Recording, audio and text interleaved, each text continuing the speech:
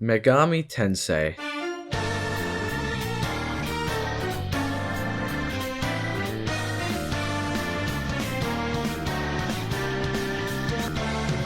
By far one of the longest running memes on my channel and absolutely my most beloved gaming franchise. This old video doesn't do it nearly enough justice, and as it's the anniversary of its release, I thought I'd give it the remake treatment. Here we go. Now, if you're not familiar with the franchise, you may be wondering, what even is Megami Tensei?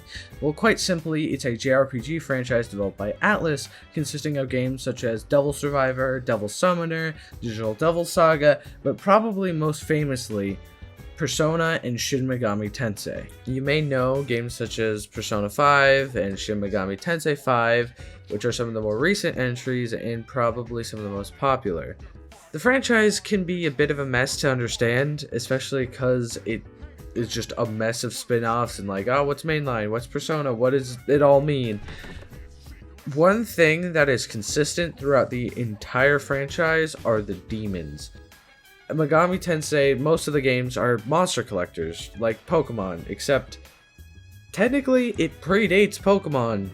Yeah, the first Megami Tensei game came out before Pokemon, which I personally just think is super cool that this franchise that I adore so much actually inspired one of, if not the biggest media franchise in the world.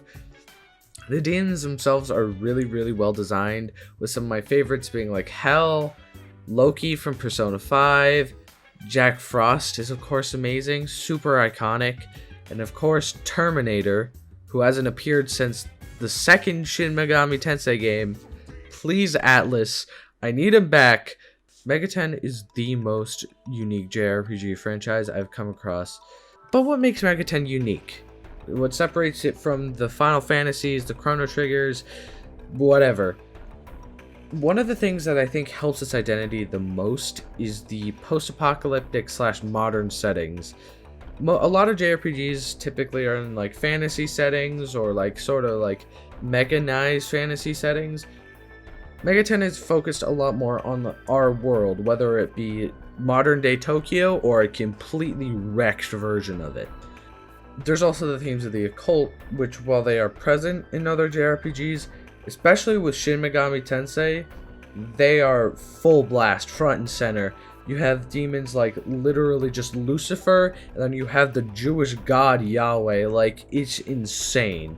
The combat also really helps to stand out. One of the things that a lot of people, especially people who play Shin Megami Tensei, will tell you is that the combat is amazing. It's so refined and some of the most fast-paced JRPG combat I've ever tried. I genuinely have a hard time getting into other JRPGs now, just because I've been so spoiled by MegaTen's combat. Whether it be Shin Megami Tensei, Persona, Soul Hackers, there is just so much to love. The music is also very iconic. You'll oftentimes find plenty of people, especially with Persona, who will just be listening to the music, not at all knowing anything about the actual game. Especially after Joker was added to Smash, that's become increasingly more common. A lot of the games have a focus on non-orchestral music for the most part, with a lot of games nowadays, especially JRPGs, having like a lot of strings and being very orchestral. MegaTen stands out in that it uses a lot more like poppy and like produced music, which I personally like a lot more. Past all that, for the uninitiated, it may be difficult to determine what the difference is between all Digital Devil Saga, Devil Summoner, Devil Survivor. Why are there so many devils? What the hell is a demi-kids? It's a lot, and honestly, I'm not gonna go into it all here. I would recommend something like Good Vibes Gaming's video on the entire franchise. It's not entirely 100% correct, but it has a good idea of what the entire franchise is like and what it all contains. But between just Shin Megami Tensei and Persona, there are some pretty big differences that I'm going to be focusing on.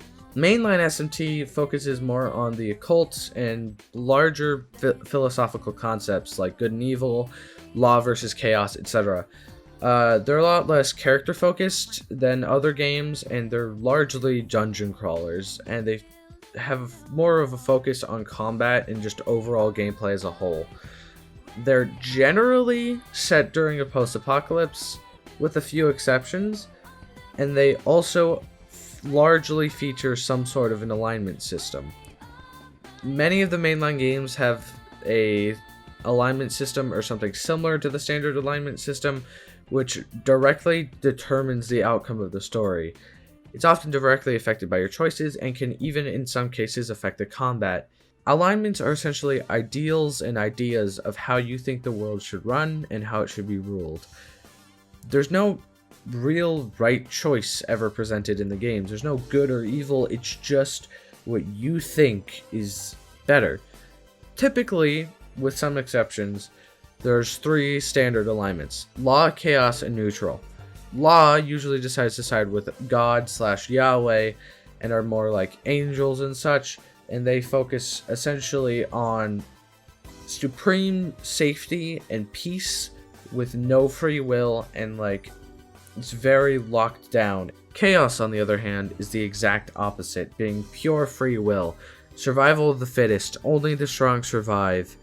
It's often the philosophy of the demons, Lucifer, and the thing is, oftentimes you're like, Lucifer's evil, whatever. When you play the games, both sides are often very reasonable, but also have their downsides. Just like pretty much any real life ideology has. Every good thing has its downsides. Of course, there's also the direct center, which is neutral, which is the alignment of the people. It depends on the game, but it's oftentimes just rejecting the law and chaos and deciding your own path. Persona, on the other hand, is a lot more character and story focused, which allows for a lot more of a mainstream appeal. The theme varies from game to game for Persona. It's a lot less focused on like occult and philosophical stuff, with again some exceptions, but they generally have a larger focus on like human connection and the bonds we share together. In the first 3 out of 6 Persona games, yes, 6. No, there's not a Persona 6. There's actually 2 Persona 2s. Anyways, the first 3 games are a lot more similar to mainline. The latter half have both social sim as well as dungeon crawler elements, with both halves affecting each other. This is primarily through the use of social links / confidants, depending on which game, which essentially represent the bond between you and another character.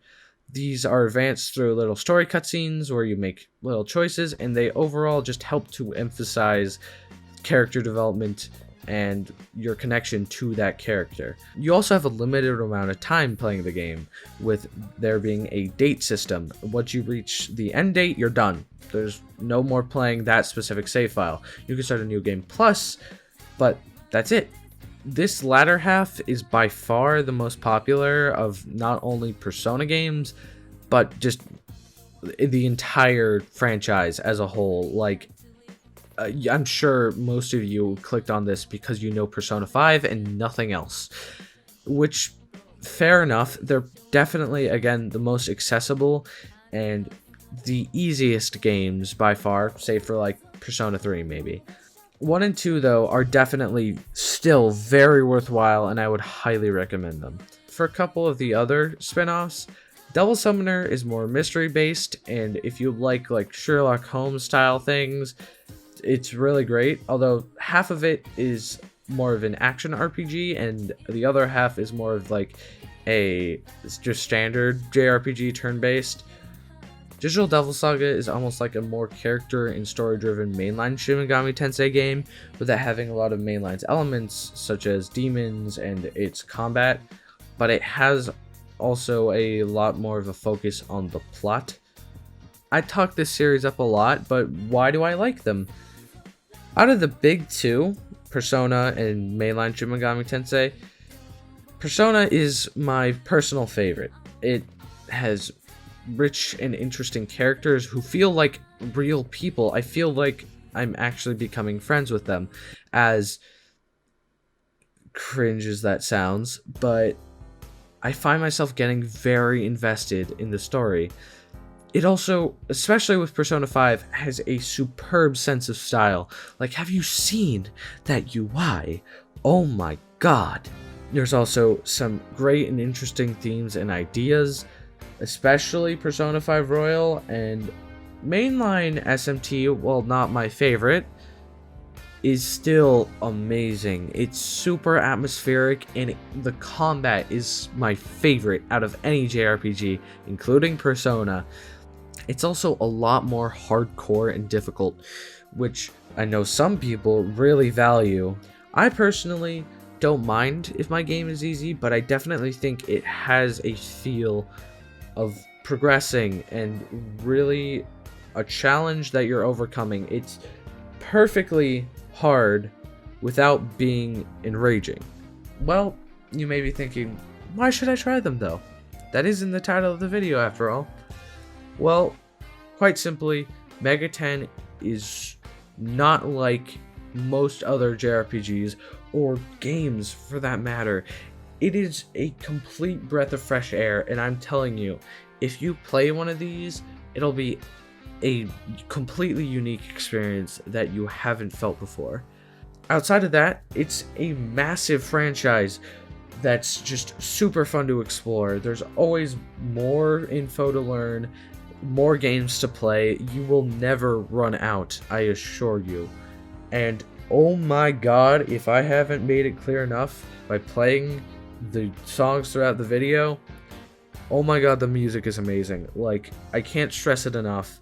The composers are just supreme at what they do. Just for the music alone, you should play them. Like, oh my god.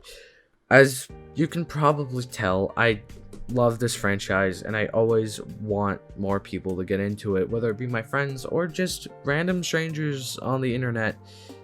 I think this franchise is truly something special, and it deserves way more recognition than it already gets. Yes, I know Persona 5 already gets a lot of praise, but like, it should be as hailed as Final Fantasy or Chrono Trigger, etc.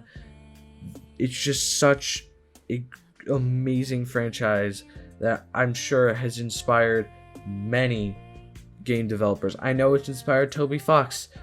I know it's obviously inspired the Pokemon developers.